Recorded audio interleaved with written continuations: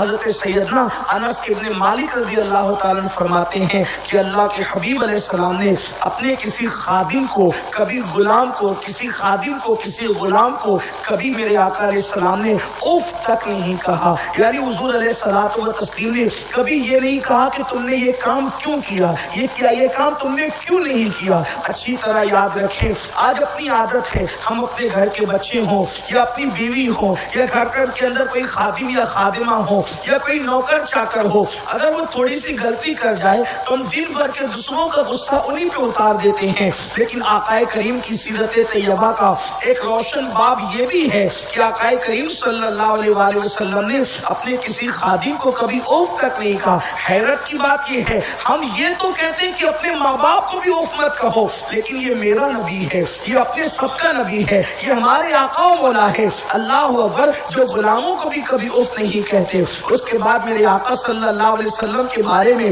اللہ اکبر حدیث پاک میں آتا ہے کہ حضور علیہ السلام لوگوں میں سب سے زیادہ سخی تھے.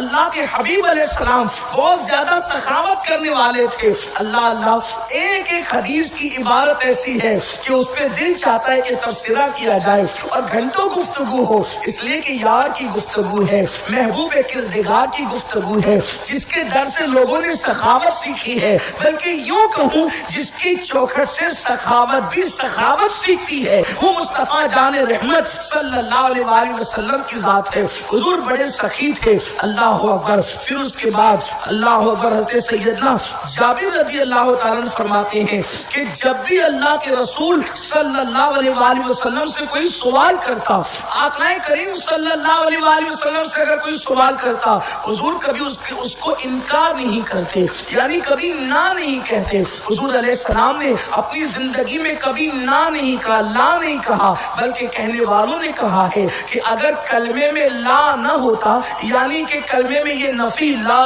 الہ الا اللہ جو ہم پڑھتے تو پہلے لا آتا, یعنی نہیں ہے معبود اللہ کے سوا, نہیں ہے کوئی معبود اللہ کے سوا, تو یہ نہیں جو کلمے میں آتا ہے, اگر کلمے میں لا نہ ہوتا تو حضور کی زبان پہ کبھی لا آتا ہی نہیں. لیکن آقا کریم سے جب کوئی سوال کرتا, یعنی حضور سے کوئی چیز کوئی مانگتا, تو حضور کبھی اس کو انکار نہیں کرتے, کبھی نہ. السلام غلاموں کا اور بچوں کا بھی لحاظ کرتے تھے.